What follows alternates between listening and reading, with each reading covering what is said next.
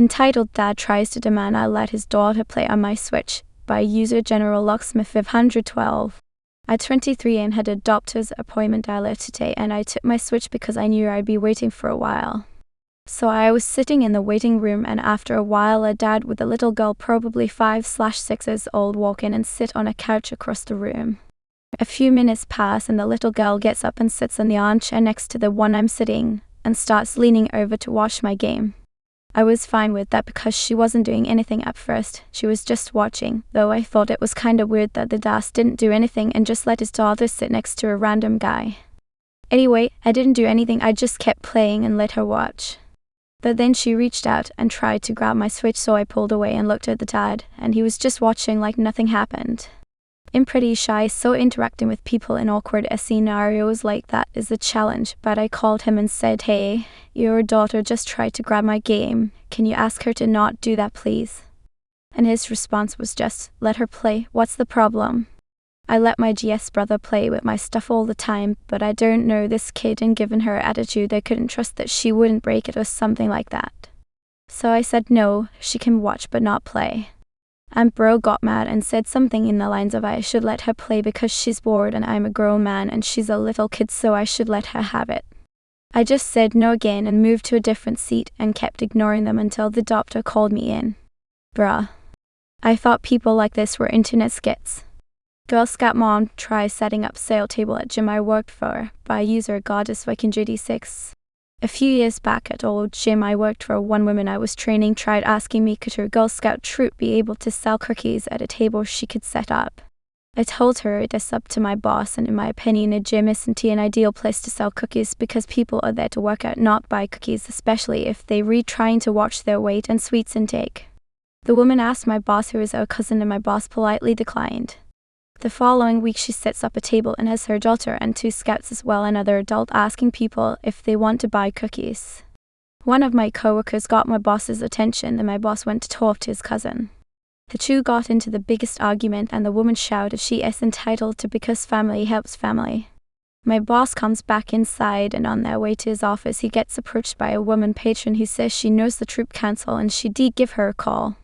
Before long a representative arrives and asks the people to leave. The gym was not an approved location for selling cookies.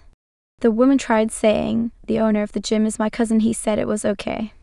My boss, who is outside hearing this, tells his cousin, "Again, I didn't give permission to the troop council." The troop representative again tells her pack up and go to where they were assigned or risk being kicked out of the scouts. The woman leaves in a grunge rage and says, "So much for counting on family."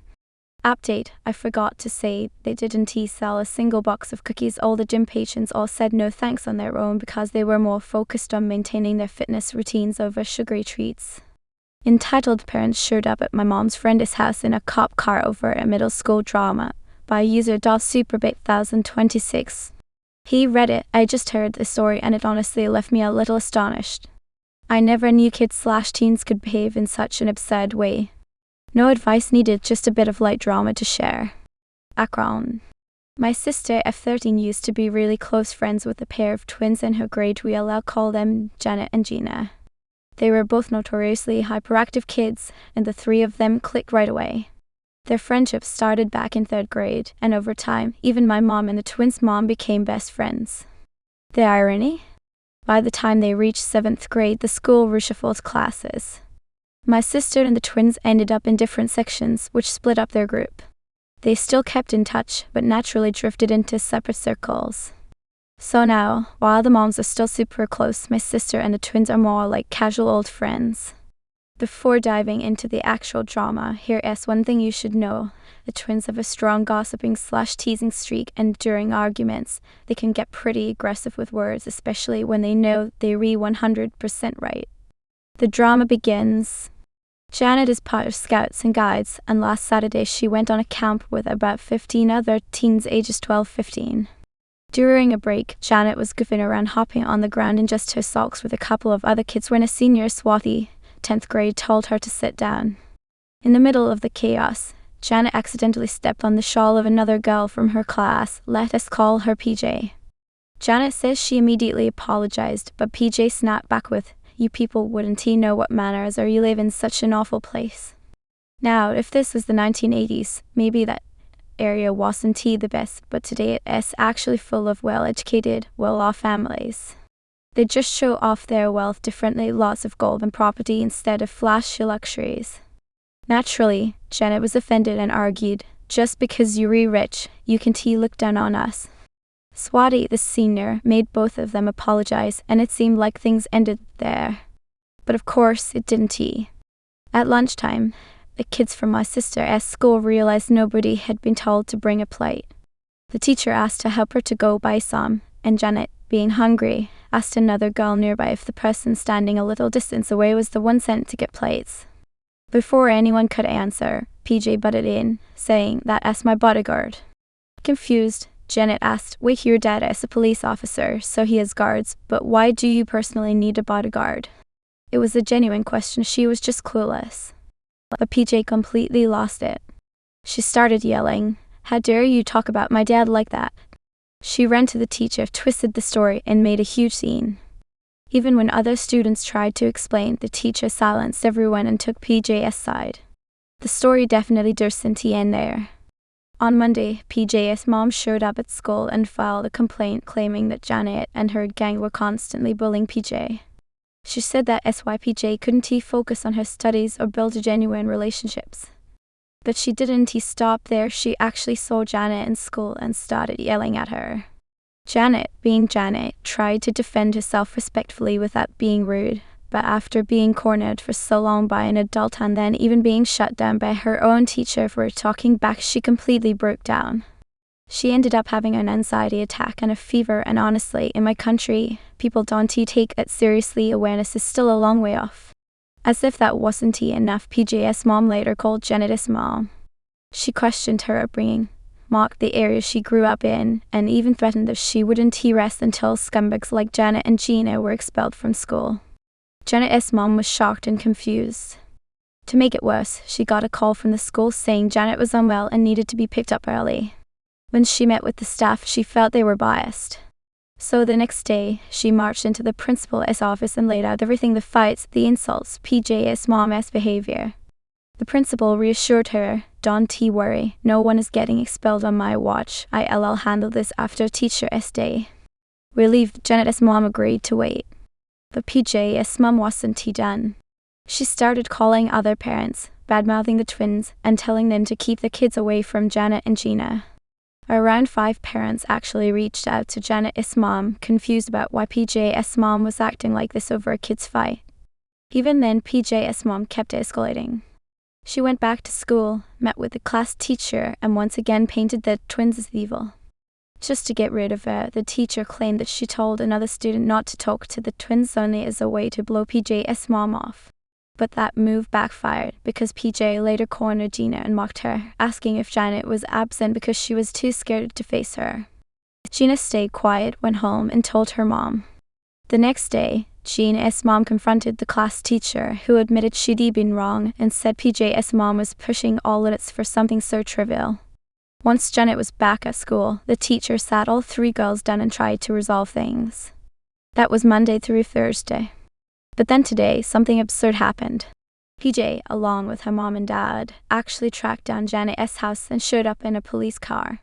They didn't even ask permission, they just walked in and sat on the couch.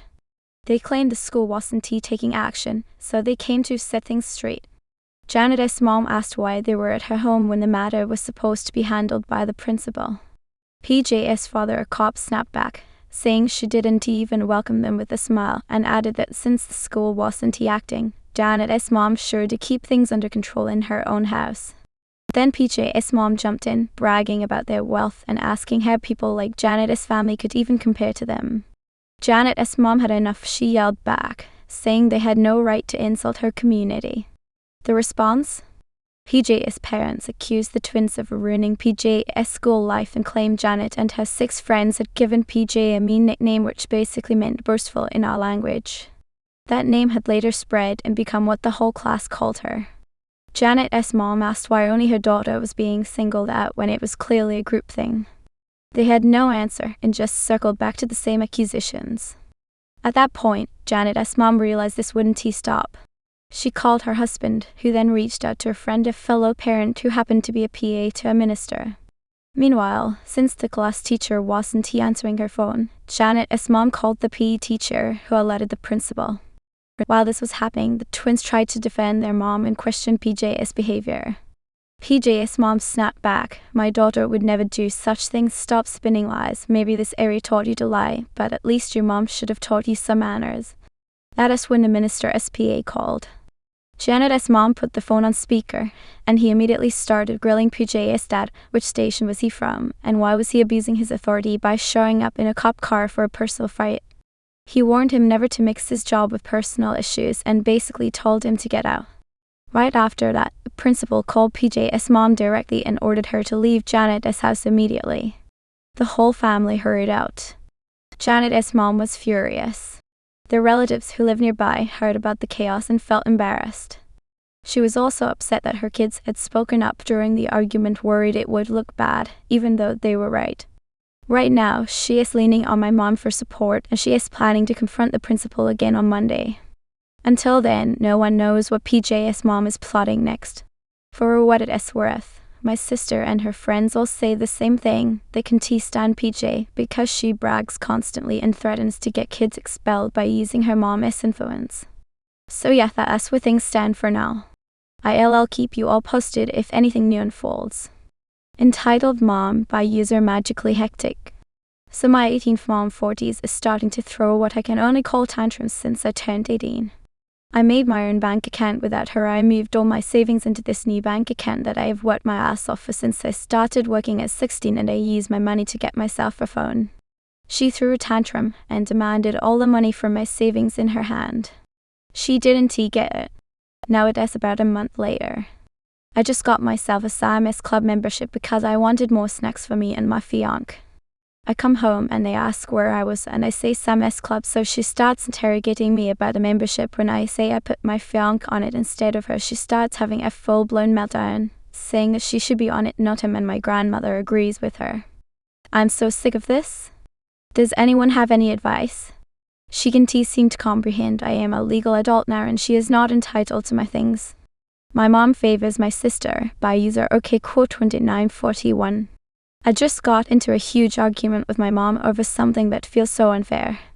Every time we visit, my baby 7 months and I are crammed into a bedroom that is literally the size of a closet with barely enough room for a bed, her crib, and a changing table.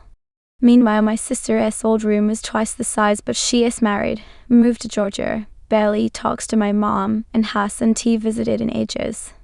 All I asked was for my mom to clean out some space in my sister's old room so we could turn part of it into a little play area for my baby. Nothing extreme, just putting some stuff in the basement. Instead, my mom completely blew up on me. She told me she would never pick me over my sister and that she can just cut her out, which is crazy because I never mentioned any of that. She favors my sister like crazy, even though my sister wants nothing to do with her and I am the one actually visiting and bringing her granddaughter to see her. I told her if she can even make a little room for us, we were done visiting. I can keep trying to force a relationship when I feel like my child and I aren't even being considered. Not to mention the house is already so packed with stuff as hoarding is a real problem there, and there is literally no other space. I just feel hurt and over it. Mind you, my drive is 3 hours long. I should also mention I am not asking for her to tear down my sister's room and do a complete makeover for my baby. I just wanted a desk and a shelf put in a basement so we can have a tiny spot for her bouncer and maybe like a playpen.